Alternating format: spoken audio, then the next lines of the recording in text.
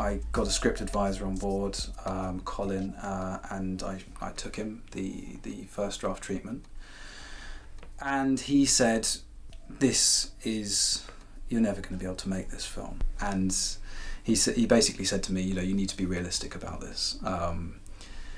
The way it's written right now, you need some substantial money, which we didn't have, and it wasn't really on the cards to get.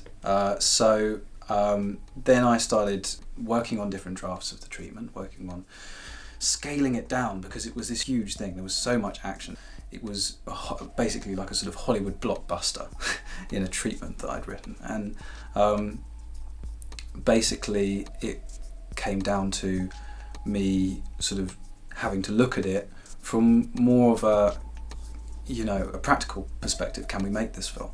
Most shorter length productions cut their cloth accordingly.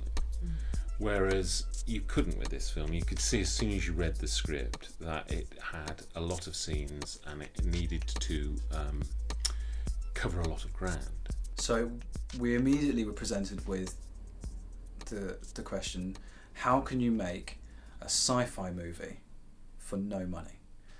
The thing that I thought would be quite hard was to find locations that would work, and we decided to do it in Cambridge because that's where we live, and also to keep the costs down because we had so little money. Traditionally, you look at a sci-fi movie and there are so many elements that you have to think about. You have to think about recreating a future society. If there's technology that's advanced, what is that technology?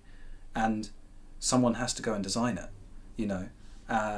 CGI, who's got the money for that? We kind of adapted a lot of the locations to fit. So, for example, the underground railway station became eventually the abandoned school instead. It was a sort of dilapidated old school which we found.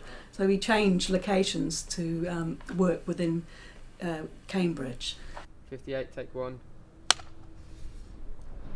At the time I was thinking, God, we're sort of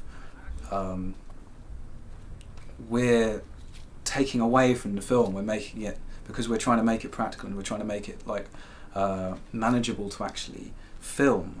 Like, no one's going to believe this world because they're going to look at it and just say, well, you've cut some corners here.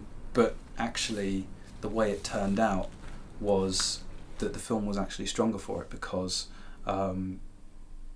you felt it added to the sense that this is a gritty, fairly desperate, dystopic kind of future society in which people don't really have the money to live in any reasonable way, and there's a massive gulf between those who have and those that don't, and that is reflected in the locations.